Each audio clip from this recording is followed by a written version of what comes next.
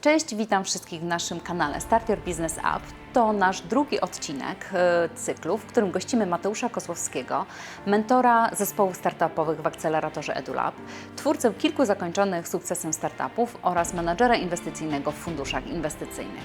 Mateusz przybliży nam dzisiaj zagadnienia związane z analizą konkurencji, a co za tym idzie, udzieli kilku cennych rad tym, którzy tworzą swoje startupy. Zapraszam.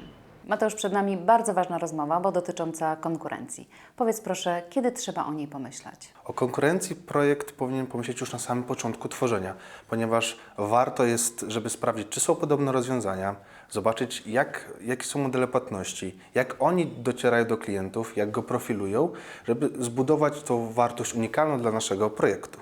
A co jeśli okaże się, że na rynku istnieją podobne rozwiązania? Czy powinniśmy zrezygnować? Czy to przekreśla nasze plany? Oczywiście, że nie. Nie zawsze warto być pierwszą osobą na rynku, która będzie kreowała. Tego przykładem jest na przykład jedna z wielkich korporacji, która na hiszpańskim rynku wdrożyła do rządu oprogramowanie i niestety Komisja Europejska posądziła ją o działanie monopolistyczne, co się skończyło dużą karą.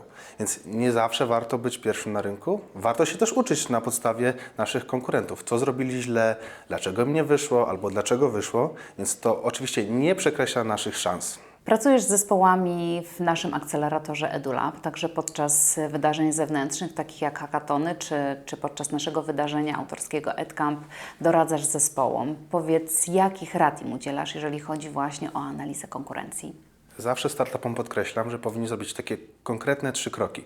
Pierwszym krokiem jest to analiza konkurencyjnych rozwiązań, które modelują ten sam rynek. Czyli patrzymy, ile jest takich rozwiązań, tak jak mówiłem, jak docierają do klientów, kto jest tym klientem de facto, w jaki sposób oni żądają płatności, jaką trakcję powinni i płynność posiadać nasi klienci i generalnie czym ich jest produkt. Następnie powinniśmy do takiej samej analizy podejść na podstawie podobnych rozwiązań technologicznych, które modelują trochę inny rynek. Czyli jeśli mamy rozwiązanie na rynek edukacji, no to teraz powinniśmy zobaczyć, czy podobne rozwiązania, które mają ten sam core algorytmu sztucznej inteligencji, są na rynkach górniczych, są na rynkach gospodarki komunalnej, czy też innych.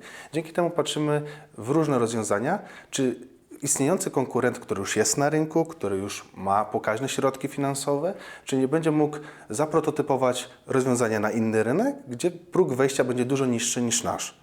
No i trzeci aspekt, o którym startupy zawsze zapominają, czyli analiza alternatywnych metod, które dostarczają tą samą wartość. Czyli jeśli my tworzymy platformę e-learningową, to nie robimy analizy tylko na portale e-learningowe, ale tradycyjne metody nauczania wykładowców w szkołach językowych czy na uniwersytetach też są naszą konkurencją, bo teraz taki nauczyciel musi sobie zadać pytanie, dlaczego warto skorzystać z tego narzędzia, skoro ja mam prezentację, know-how oraz swoje metodyki i narzędzia już od 20 lat. Więc powinniśmy po pierwsze na takie 3 główne aspekty analizy konkurencji spojrzeć. Czy istnieje ryzyko, że błąd, który popełnimy podczas analizy konkurencji, może zadecydować o naszym być albo nie być? Niestety tak. Zdarza się, że zbyt wąsko potraktujemy konkurencję i ją przeanalizujemy, aczkolwiek jest coś takiego jak pivot. Pivot, czyli zmiana kierunku rozwoju technologii, procesów czy marketingu w swoim rozwiązaniu. Patrząc na startupy, powinny adaptować takie zwinne metodyki, czyli tak zwany Lean Startup. Czyli zbieramy feedback, dostajemy odpowiedź, mierzymy ją w jakiś sposób, zmieniamy podejście, budujemy i tak cały czas iteracyjnie. Więc nawet jeśli popełniliśmy błąd, to my jako startup jesteśmy narażeni na to, że musimy cały czas zmieniać swoje decyzje i dzięki temu dostosujemy się też do tych błędów popełnionych przy analizie konkurencji. Zawsze też jakiś konkurent może się pojawić w trakcie realizacji naszego projektu. I to nie jest błąd, że tego nie wiedzieliśmy. Tylko teraz musimy zaadaptować nowe narzędzia, nowe rozwiązania, czy sprawdzić te trendy i je dostosować do naszego startupu. Czy to oznacza, że nasze mocne czy słabe strony powinniśmy analizować podczas całej pracy nad projektem? Dokładnie tak. Tą analizę konkurencji, analizę zagrożeń, te dobre i złe strony powinniśmy tworzyć przez cały okres projektu. To się nazywa zarządzanie ryzykiem. Pomysłodawcy, jak również inwestorzy, pre-seedowi czy akceleratory, takie jak EduLab, mają ogromne ryzyko związane z adaptacją tego rozwiązania na rynku. Więc powinniśmy analizować te ryzyka, proponować jakieś rozwiązania, metodyki, które zmitygują nasze te ryzyko, po to, żeby znaleźć odpowiednią drogę, żebyśmy zbudowali własny unicorn. Czy innowacyjność jest dzisiaj wymogiem? No właśnie, jeśli chcemy zbudować nasz unicorn, który będzie na skalę światową, o którym będą wszyscy mówili, a my zarobimy miliardy dolarów, to powinniśmy mieć tą innowację. Ale nie tylko innowację technologiczną, czyli jakiś core algorytmu, czy technologii, produkcji, która jest dosyć niszowa i nowa na rynku, ale mamy też innowację procesową, czyli zaadaptowanie nowego procesu albo nowego rodzaju produkcji, żeby stworzyć tą innowację. Jeszcze inną innowacją jest innowacja marketingowa, czyli nowy sposób opakowania naszego produktu, dotarcia do naszych klientów. Więc jeśli budujemy innowację, jest nam prościej zbudować skalowalną spółkę, która będzie na cały rynek światowy. Ale też są przypadki, że możemy zaadaptować jakiś pomysł ze Stanów Zjednoczonych w Polsce, wtedy kopiujemy tą innowację, czyli my nie jesteśmy de facto innowacyjni, ale robimy odpowiedni model biznesowy.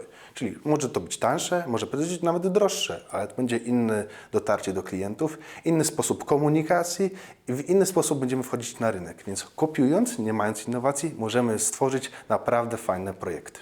Jak sprawić, żeby klienci zainteresowali się właśnie naszym produktem?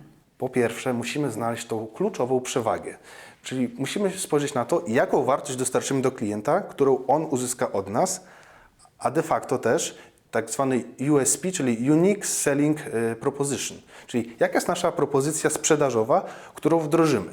Budując na tym fundamencie naszą otoczkę, czyli jak dotrzeć do odpowiedniego klienta. Czyli na przykład, tak jak dzisiaj siedzimy na Mordorze warszawskim, jeśli chcemy uderzyć do firm IT, które są naszym klientem, to powinniśmy pójść na Mordor, zrobić jakąś akwizycję w restauracjach, w tych firmach za pomocą głosu Mordoru czy jakiegośkolwiek kanału dotarcia. Więc profilujemy kanał dotarcia, dzięki temu profilujemy naszego klienta, czyli wiemy, że to są firmy IT, które się znajdują w Warszawie czy w Lublinie, w odpowiednim sektorze, odpowiedniej branży, i tworzymy tą kreację klienta, na podstawie której będziemy wiedzieli, jakich partnerów kluczowych powinniśmy dobrać, którzy pomogą nam wdrożyć ten biznes. Czyli ten partnerem może być nawet konkurent. Czyli jeśli mamy konkurenta, który może być de facto partnerem, to zmniejszamy liczbę konkurencji, zwiększamy partnerstwo i dzięki temu dodajemy kluczową wartość do naszego produktu. W ten sposób, budując tą kreację naszego produktu, zarówno patrząc na rynek, na konkurentów czy na partnerów, możemy zaadaptować fajny produkt, który odpowie na odpowiednie potrzeby klienta. Z perspektywy Twojej pracy z zespołami startupowymi w EduLab, powiedz, czy zespoły, które przychodzą do akceleratora, zawsze są dobrze przygotowane pod kątem analizy konkurencji? Różnie to bywa, aczkolwiek nie spotkałem się jeszcze z projektem, który by w pełni zaadoptował analizę konkurencji, na której by poświęcił trochę czasu. Czasem jest to pobieżnie, czasem dosyć głęboko, ale mimo wszystko nie wszystkie metody. Ale po to jest akceleracja, po to jest ten moment weryfikacji, gdzie mentorzy biznesowi pomagają zweryfikować tę analizę, pokazują dobre metody, praktyki, narzędzia. Bo warto pamiętać, że można wykorzystać różne narzędzia rynkowe, którymi są różne bazy danych, na przykład startupów czy funduszy, jak na przykład Crunchbase amerykański. Jest to pokaźna baza wiedzy na temat inwestycji, jakie startupy się rozwijają, jaki mają dochód, czy trwają na rynku, jeśli nie trwają, to dlaczego, jaki mają wzrost rekrutacji i zatrudnienia. Innymi jest Angel List. Mamy pokaźne narzędzie, jakim jest Excel, które nam pomoże w tej analizie, a de facto mamy również też inne platformy, które pokazują tą konkurencję, jak na przykład Kickstarter. Każdego dnia nad takim samym pomysłem myśli kilkanaście obywateli Chin oraz Ameryki, więc musimy sprofilować to rozwiązanie i sprawdzić, czy na przykład na Kickstarterze nie ma takich rozwiązań. Tak, dając im narzędzia, które dajemy w ramach EduLaba, pokazując dobre praktyki, uczymy ich, jak zrobić tą odpowiednią analizę konkurencji i jak pokazać to na Radzie Mentorów, która zadecyduje, czy zainwestuje, czy też nie. Pracując jako mentor w akceleratorze EduLab, widzisz, jakie problemy czy też wyzwania w obszarze analizy konkurencji spotykają na swojej drodze młodzi startupowcy. Czy możesz powiedzieć, jakich 3 najważniejszych rad udzieliłbyś właśnie tym osobom? Po pierwsze, powinieneś przeprowadzić głęboką analizę konkurencji, poświęcając na nią nie jeden wieczór, ale być może kilka lub kilkanaście, odpowiednio parametryzując czynniki, które chcemy przeanalizować. Czyli to jest model biznesowy, dostępność, skalowalność czy różne funkcjonalności. To jest pierwsza rzecz. Po drugie, powinieneś znaleźć tą nieuczciwą przewagę, która... Nieuczciwą. Nieuczciwą z uwagi na to, że po pierwsze nikt o niej nie wie, a po drugie ona wpływa na to, że nasz startup zostanie zakończony sukcesem. I to może być nasz know-how, nasz network lub core algorytmu, o którym nikomu nie mówimy. Dlatego ta nieuczciwa przewaga.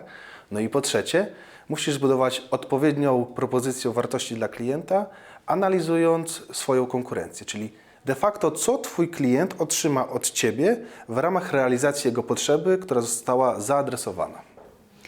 Trzymając kciuki za wszystkich, którzy pracują teraz w akceleratorze EduLab, także za tych, którzy do niego przyjdą i za tych wszystkich, którzy nas oglądają, bardzo dziękuję za rozmowę. Ogromnie dziękuję i życzę wszystkim powodzenia. Obejrzeliście właśnie drugi odcinek z cyklu Start Your Business Up, do którego zapraszamy polskich twórców startupów oraz mentorów biznesowych, żeby rozmawiać o tym, jak tworzyć innowacyjne startupy i dochodowe biznesy. Kolejny odcinek już wkrótce, tymczasem zapraszam Was do subskrypcji, lajkowania i komentowania. Do zobaczenia.